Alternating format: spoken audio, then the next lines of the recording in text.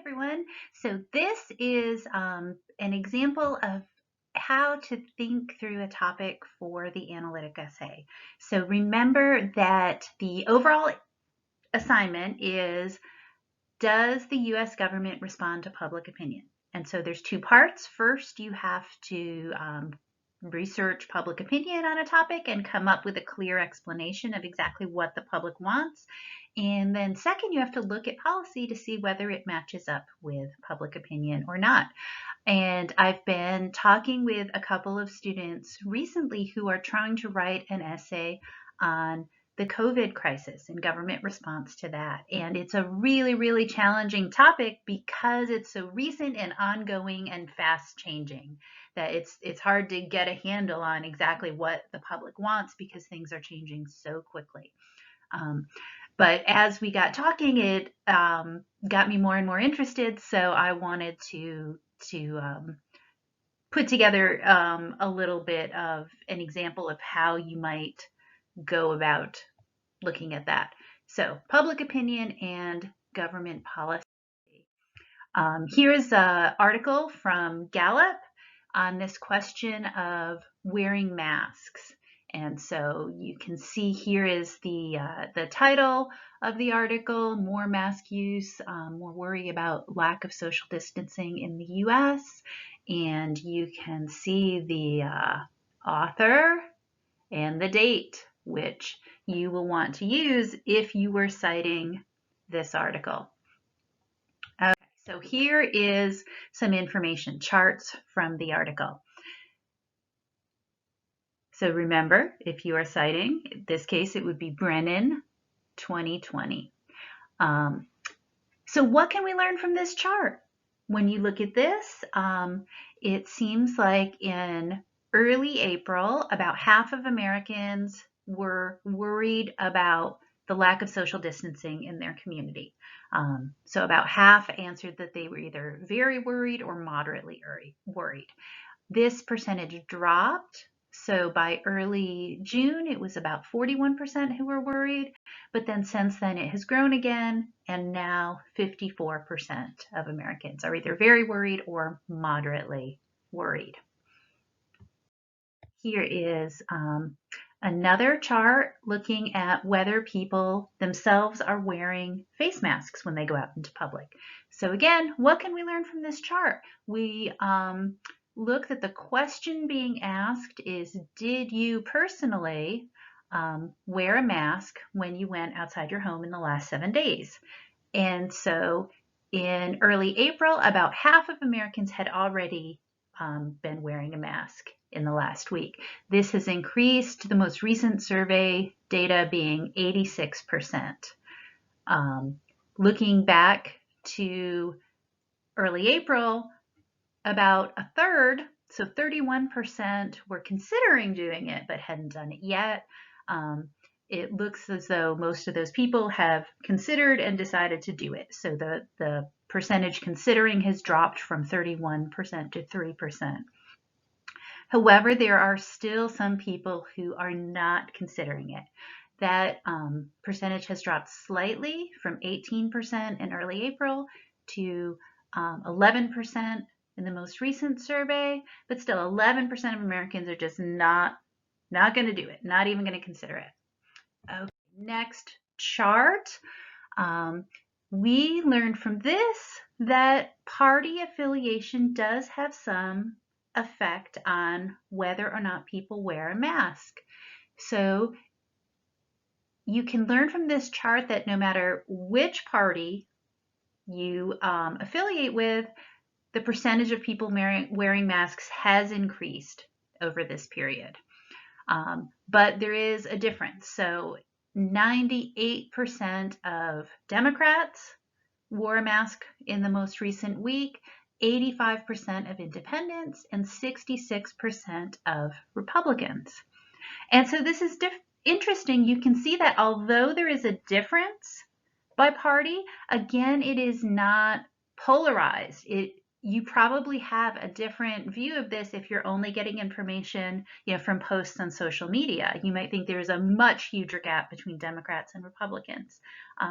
In fact, a majority of all groups have reported wearing masks. Okay, so what conclusions can we draw from all of this? That there seems to be strong public opinion in favor of wearing face masks.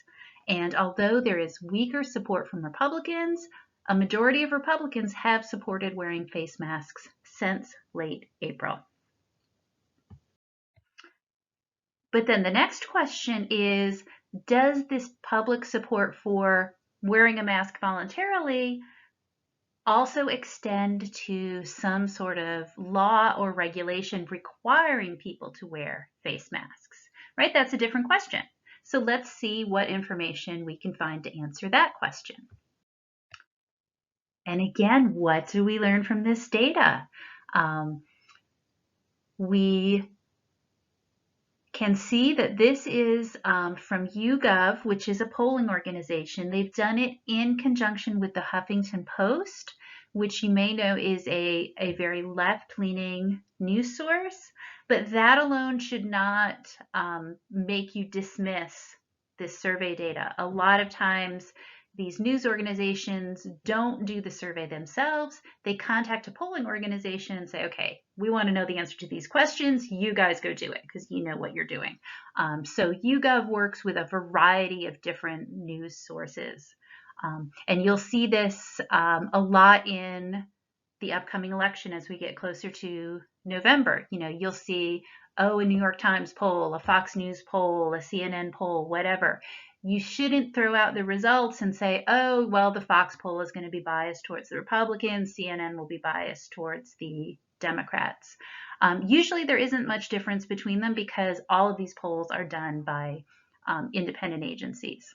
Okay, so getting back to this specific poll, there's a lot of information here. Why don't you might even want to just pause the video for a few minutes, look at these, and see what you would conclude if you were doing this yourself. Okay, so maybe you paused it. What can we learn from all of this data? Well, one thing that we see is that even asking the question of do you favor or oppose a government rule on face masks, 63% of Americans say yes, they favor it. 24% are opposing it, and another 13% are not sure. And the following columns break this down by all different ways of categorizing the data. So when you look at the first column, you know, well, what if we only look at registered voters? Is there a difference? There really isn't much difference. So 66% of registered voters favor a mandatory face mask rule. When you break it down by gender, we see that women are more likely to support it than men. When we break it down by age, we can see that the group that supports it the least is 45 through 64 years old, and the group that supports it the most is 65 and older. You can see variation by race. You can see variation by party ID. That is down here on the next line.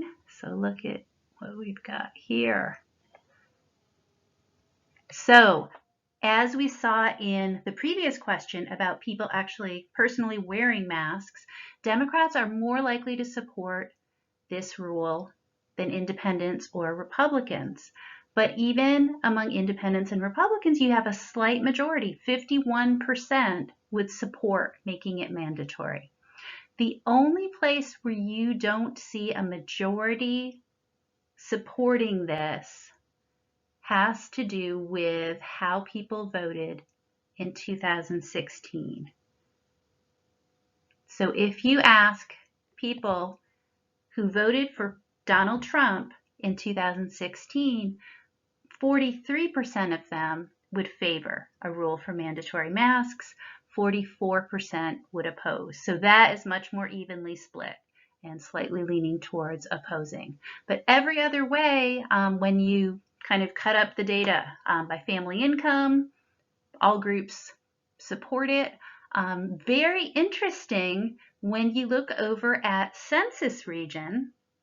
We might expect, just knowing what we know about the South, that the South would be the reason or the region least likely to support it, but actually it's the Midwest. So that's kind of an interesting finding. People in the Midwest are less supportive of a mandatory face mask rule.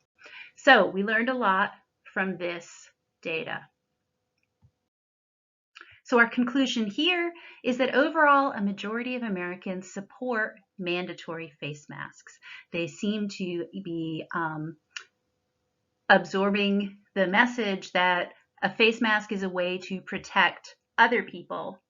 If you have COVID but you don't have symptoms, you can protect yourself from spreading it to other people by wearing a face mask. So then we go to the next question. Okay, a majority of Americans support this. Is the government following what the public wants? And so here is an image that I found. And you can see I highlighted the date at the bottom. This is probably going to be out of date by the time you watch the video. Actually, this image is out of date already by the time I'm recording this video. North Carolina is also a state that has a face mask requirement. We do see, kind of in line with what the data showed in our last slide, that there isn't a lot of requirement for face mask in the Midwest. So that's one interesting thing. But how can we explain this pattern? How can we, if for the most part of the majority of people in all regions of the country do want face masks, why are some states requiring them and some states not? So here's where you have to kind of think a little bit about different hypotheses and how you can explain what you find. So one possible explanation, since we know from our data that Democrats have a stronger favorability for masks than Republicans, maybe it is political. Maybe states that are either run by a Democratic governor or Democratic leaning are more likely to impose face masks. And when you look at this chart, it does seem that that's supported by the evidence. I've organized the states in the order of requiring face masks. And you can see that really until July, it was very, very heavily Democratic. So I coded whether the governor of the state was a Democrat or Republican, because most of these rules come from executive orders of the governor of the state. And I also coded by the partisan lean of the state. That's something that comes from the Cook Political Report. They calculate kind of overall the population, how far do they lean towards the Democratic Party or lean towards the Republican Party. And so both ways of looking at it, you really see states are either likely to have a Democratic governor, or even if they have a Republican governor, the population leans Democratic in nearly all of the states until July. So there is some evidence that there's a political explanation here. In this case, the Democratic states are more likely to go along with mask wearing, which is more strongly supported by the Democratic public. But is there any other answer that might explain it? When you look at these states in the order in which they instituted a ban on face masks, what else might jump out at you from looking at this? And maybe what you think is, well, a lot of these states that were the first to impose a face mask requirement are also the states that were having really large and horrific outbreaks of COVID early on. So maybe it's not so much the political balance in the state, but just looking around at the situation. So how might we answer that question? Well, I have found some interesting data. So this website, it is very, very interesting. I definitely encourage going to look at it. It's very interesting. It is 91-DIVOC. Their slogan is flipping the script on COVID, and it actually took me quite a while to realize that it's basically COVID-19 flipped backwards is the name of the website. So yeah, it took me a while to get that. But anyway, so what this chart shows you is the new cases per day per population, right? Because it doesn't make a lot of sense to compare a huge state like New York or Florida to a tiny state like Delaware or Montana. Obviously, the big states are going to have more cases, but what this does is makes it consistent in terms of how many cases per 1 million population. And when you look at this, you see that New York, which is the orange line, and New Jersey, which is the blue line, we're having not only huge alarming outbreaks, but huge alarming outbreaks as a percentage of their population. And so these are the states that required masks in April. And you can see all of them were either, in the midst of a terrifying outbreak or trending upward, or they were just neighboring states. So it kind of makes sense that these are the states that in April would be implementing a rule requiring people to wear face masks. The only state that doesn't fit this is Hawaii, which is the purple line at the bottom of the chart. You can see that, they were having an increase in early April. Hawaii is a small state. As a proportion of their population, it's still kind of a small outbreak, not anything in the league of New York or New Jersey, but, they saw cases trending slightly up and it was time for face masks. So we can see at the worst point of this, New York was having about 500 cases per day per million population. So really high numbers. Okay, so that's April. Let's move ahead. So here are the states requiring masks in May. And what you see is that the peaks were coming later. So they weren't starting to get really alarming until end of April, beginning of May, and that is when these states responded. The interesting thing here, the green line is Massachusetts, the red line is Rhode Island. Their highest cases were slightly lower than what we had seen in New York the previous month. So now the number of new cases per day as a percentage of 1 million people was about 375. But you see in most of these cases, numbers in the state were trending upward. They instituted a face mask policy in May. Moving forward to June. Most of the states in this chart, you didn't really see a big increase until later. Michigan is the outlier here. They had a big increase in early April, didn't impose the face masks. Then cases were starting to decline. When they went back up in June, that is when they imposed a requirement for face masks. Another thing you can notice is that even the most hard-hit state in this period, which is Nevada, their number of cases per day are up to about 260 per million. So about half the size of the initial outbreak in New York, which that trend kind of shows there might be some sort of a learning curve going on, that states saw what happened in New York, and they want to take action in their own state before it gets quite that bad. And here we go, states requiring masks in July. And it seems, again, to be kind of similar. You see trends going up later, and as the cases are going up, that's when states start to impose a requirement to wear a mask. And again, Texas, which is the most severe outbreak in this group, only got up to about 220 cases per million people.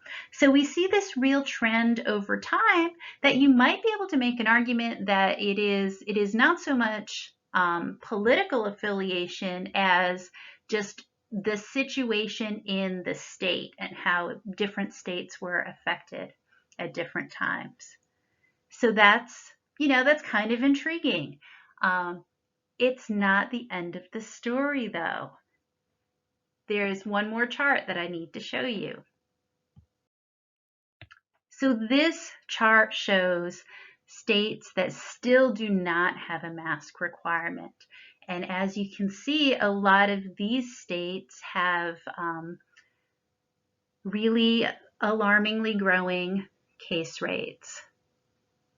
So this blue line at the bottom, that is the kind of overall average for the United States. So among the entire US population, we had a period back in April where there were about 100 new cases per day per million. Now in recent weeks, it's gone up to about 150 cases per day per million people. All of these states are well above that and growing really rapidly. Tennessee, I'm sorry to say, is among them. We are not as bad as Arizona, but we are seeing an outbreak here. The other thing to notice is if you look back on the left side of the screen, I've lost my cursor. There it is. Well, maybe it's, anyway, look on the left side of the screen at the numbers.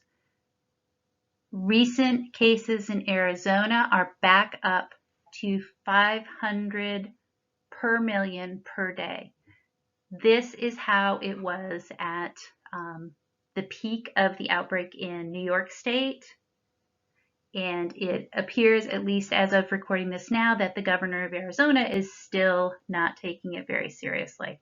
So it's hard to answer definitively one way or the other here. And that's okay in your essay.